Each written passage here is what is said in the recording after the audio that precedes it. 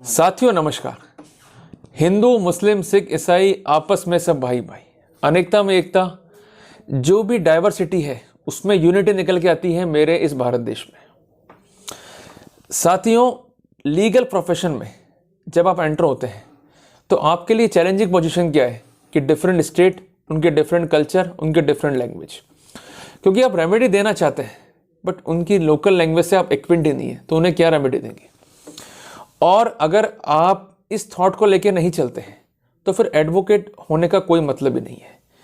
Advocate का यह अभिप्राय है कि वो अपने क्लाइंट की ग्रीवेंसेस को समझे, उसको इजीली ड्राफ्ट कर सके और उसको इजीली प्लीड कर सके, ताकि एज पर लॉ जो भी रेमेडी क्लाइंट के लिए है वो उसे कोर्ट के द्वारा उपलब्ध कराई जा सके।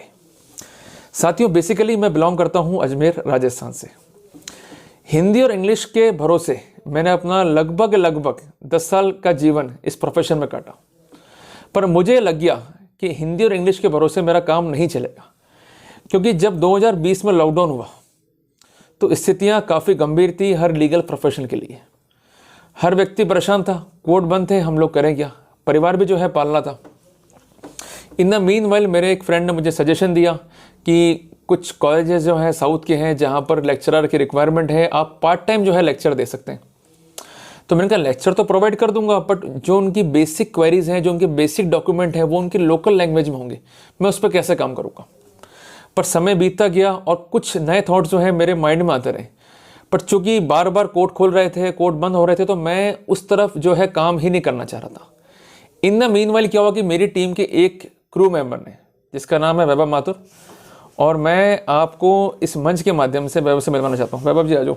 ये वो लड़का है जिसने 2 साल कड़ी मेहनत करी, अपना पूरा का पूरा लाइफ जो है यहाँ पर कंट्रीब्यूट कर दिया, और इसने एक बेटर इनोवेशन निकाला कि क्यों ना हम कोई ऐसा काम करें कि डिस्टेंसेस को ही कम कर दें।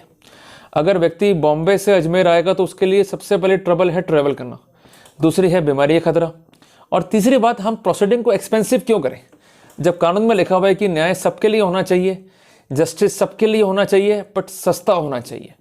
तो ठीक है, बेसिकली यू हैव टू पे द एडवोकेट फी, क्योंकि वकील को भी जो है अपना लिवलीहुड अर्न करना है। वकील कोई आसमान से उतरा हुआ प्राणी नहीं है, ना ही मंगल ग्रह से आया। पर आप जब ट्रैवल करेंगे, आप जब अजमेर आएंगे, अपने होटल के एक्सपेंसेस, अदर एक्सपेंसेस को बियर करेंगे, तो कितना महंगा प्रोसीडिंग आपके लिए हो गया कि कपड़ा तो 2000 रुपये का और सिलाई जो है लग गई 10,000 रुपये की। तो उन सब चीज़ों पर काम करा वैभव जी ने कि एक हम ऐसा मोड तैयार करते हैं जिसको इन्होंने नाम दिया वर्चुअल मोड, हाइब्रिड मोड, जहां पर क्लाइंट टच में आते, वर्चुअल मोड से जो है स्लॉट बुक कराते और इजीली मैं उनसे बात कर पाता। उनका आना जाना कम हुआ, उनके रेस्पॉन्स जो है बढ़ने लगे, और मैक्सिमम रेस्पॉन्स जो है मेरे पास में आया महाराष्ट्र से, बिहार से, उत्तर प्रदेश से, साउथ इंडिया से। मुझे बड़ा मजा आया। इन द मीन वाइल उनकी रिक्वेस्ट ये भी आना शुरू हुई कि आप ड्राफ्टिंग वर्क कीजिए। मतलब एक समस्या सॉल्व हुई नहीं, सेकंड समस्या फिर शुरू हो गई। तो मैंने काम लेने बंद कर दिया। मैंने कहा जी काम करने नहीं है, क्योंकि मैंने कहा यार अपने को लैंग्वेज नहीं आती है, अपन इक्विवेंट नहीं है, कौन सी मलयालम, कौन सी तेलुगु, कौन सी मराठी, भाई अपने को नॉलेज ही नहीं है, फिर अपन कैसे काम कर पाएंगे। अल्टीमेटली मैं क्लाइंट से जो है कटना शुरू हो गया। मैंने कहा भाई ड्राफ्टिंग वर्क मैं नहीं कर पाऊंगा, ड्राफ्टिंग वर्क कहीं और से कराइए या फिर कन्वर्ट करके लेके आइए। पर क्लाइंट का इंसिस्टेंस था कि आप कीजिए। अरे मैंने कहा भाई नहीं हो पाएगा, तो वहाँ पर वापस से बंदा पीछे पड़ गया। इसका ये कहना था कि सर आप वर्क क्यों लीव कर रहे हो, क्योंकि आप ही अगर काम नहीं करोगे, आप ही उनको रेमेडियल मेजर्स प्रोवाइड नहीं करोगे, तो ग्रीवेंसेस कौन रिजॉल्व करेगा। तो महंगा जी फिर आप ही काम कर लो। महंगा जब वर्चुअल मोड पे आप मुझे लेकर आ गए तो इसमें भी कोई सॉल्यूशन निकालो ताकि हमें ईजी रहे कि हमें कैसे काम करना है। क्योंकि टारगेट क्या था कि पंजाब से वर्क लेना है, चेन्नई से काम लेना है, केरला से काम लेना है, हैदराबाद से काम लेना है, महाराष्ट्र से जो है काम लेना है, बट लैंग्वेज बैरियर जो है दिमाग में स्ट्राइक कर रहा था बार बार। इन्होंने क्या करा महाशय ने कि चुपचाप एक टीम बना दी, उस टीम में बंदे अपॉइंट कर दिए, और सरप्राइज क्या था मेरे लिए कि साउथ वाला काम या महाराष्ट्र वाला काम जो कि बहुत कॉम्प्लिकेट था, वहां पर अपने बंदों से लैंग्वेज जो उनकी क्षेत्रीय भाषा थी जिसमें वो डॉक्यूमेंट था उसको कन्वर्ट करा इंग्लिश में मेरी हेल्प के लिए, और मुझे बताया नहीं उन्होंने। और अल्टीमेटली मैं उसको पढ़ता, वापस से इनकी टीम उस इंग्लिश में लिखे हुए डॉक्यूमेंट को उनकी लोकल भाषा में कन्वर्ट करती है और उन तक भेजती, ताकि वो डॉक्यूमेंट को जो है इजीली समझ सके।